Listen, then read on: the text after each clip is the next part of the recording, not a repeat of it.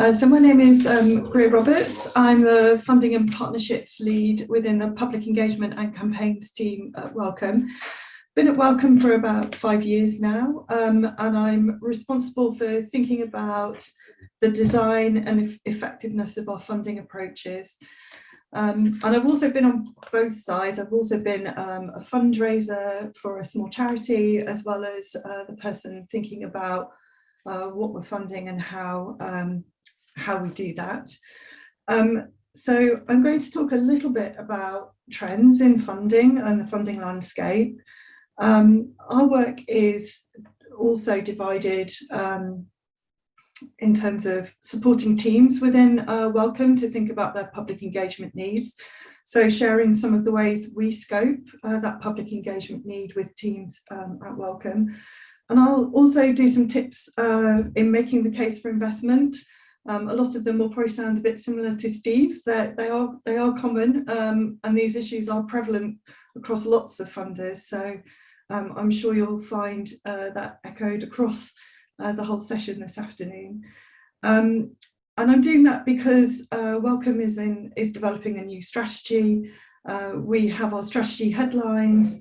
That our missions will be more global, that we want to make significant progress in solving urgent health challenges that affect everyone.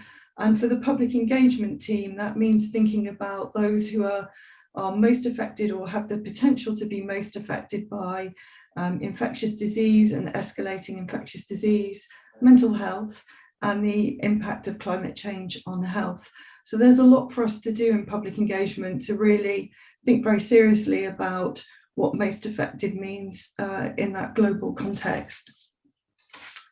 So I thought it might be useful just to kind of think about the different types of funding that's out there. This is very UK focused. You might not know, but there's over 10,000 funding organisations out there, and they vary. They could be really small, highly participatory, focused on a geography or a specific issue.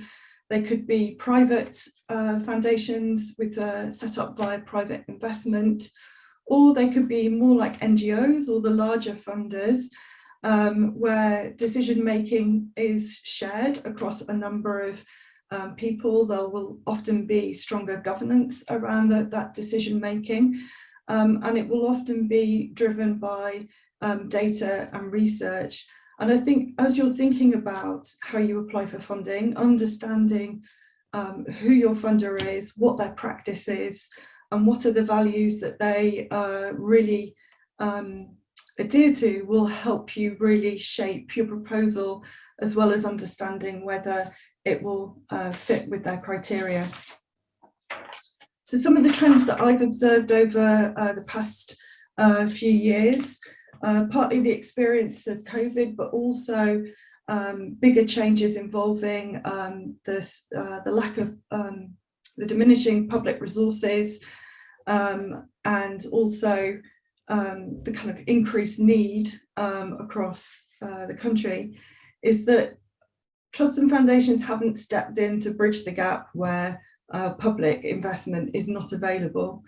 And instead, they have shifted towards thinking about what are the challenges or issues that we need to solve in order to create a change or to change the state of things.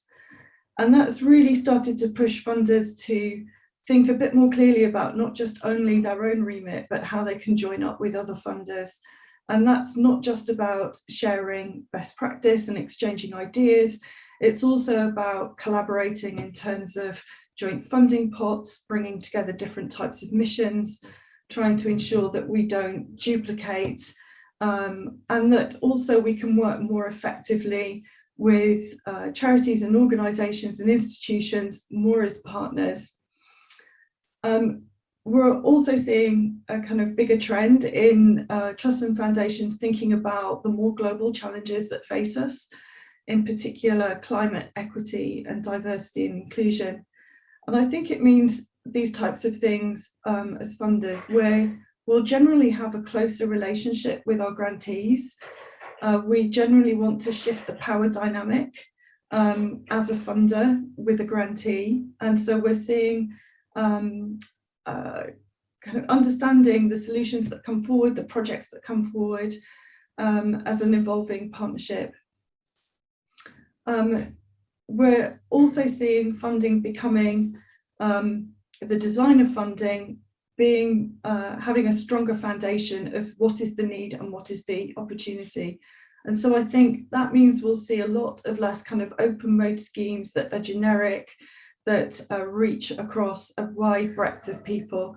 And that's to really help with filtering and to make sure that the things that we fund as a portfolio of projects really will help address the issue that's been identified.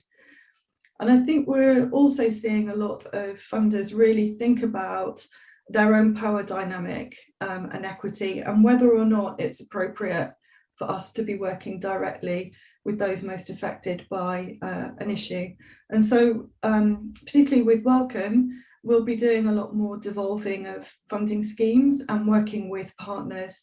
And a prime example of this is the Ideas Fund, which we funded the British Science Association with its strong connection to communities to really create a new participatory funding model.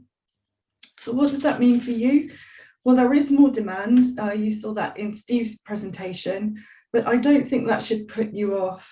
I think what it does mean is that you have to be, you have to recognise the amount of pre-work it would take to get a really good proposal together, and that's a huge commitment.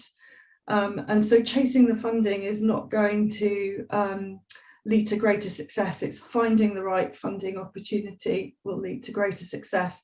And that because it really aligns to the interest and need that you see, and it feels very core to the work that you want to do.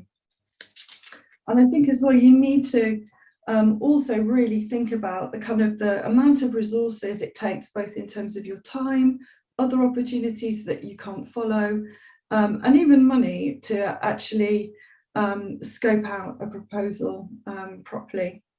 So what do we do? So when we work with teams in Wellcome, what we try to do is end up with a public engagement opportunity one-pager.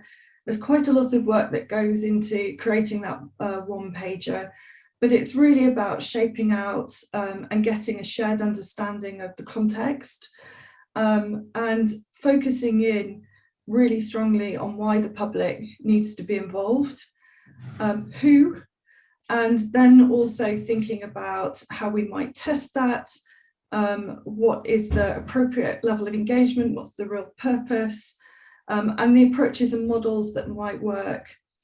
We also consider timing, when is the most appropriate time, but also can we do some good research into what works and best practice, but also who else is out there who is working in this space and who could be a valuable collaborator.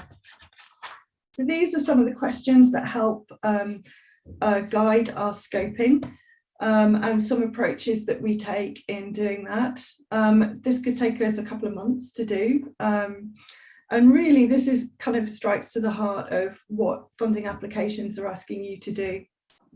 They're asking you to articulate a problem. They want you to get under the skin of public need as a way to firm up your purpose of public engagement. And for us, we want to understand how it would link or add value or input into your research or research questions.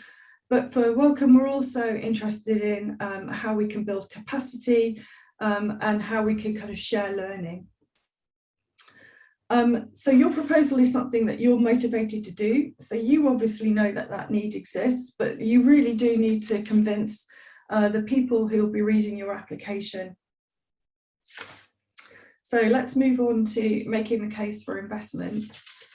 So you've done your scoping, you've established, do apologise, you have established that the problem exists, you've got clear evidence of need, you understand the value of the activity, but how do you make it stand out?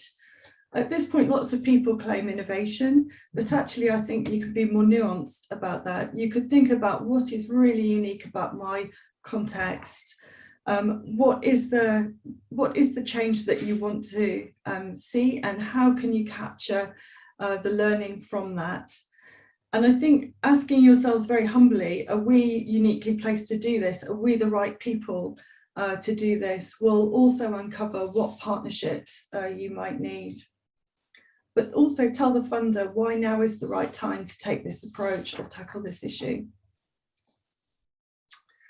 Funders always want to make sure that the investment is going to be used well. So this is where we often make assessments of viability.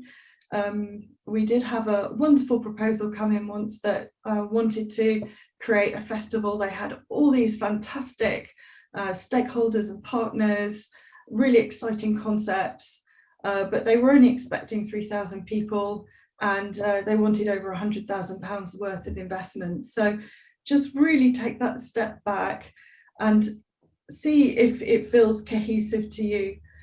Do the activities that you've described really lead to the outcomes that you've identified, and can it be managed? Does it feel value for money? We also like to see projects that show how assumptions will be tested. We're not imagining that everybody knows everything about how their project will run.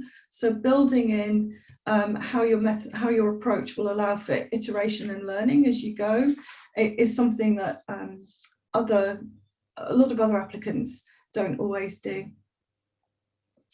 Other things to take into account, do some research on the funder.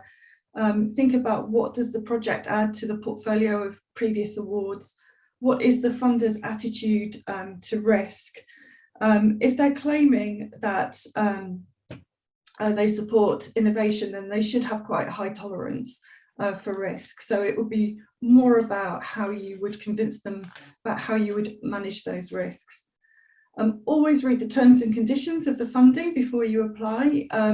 You might find that there are conditions or terms that you would find quite difficult, but often a lot of funders are very flexible, and it's about the relationship you have with them post-award.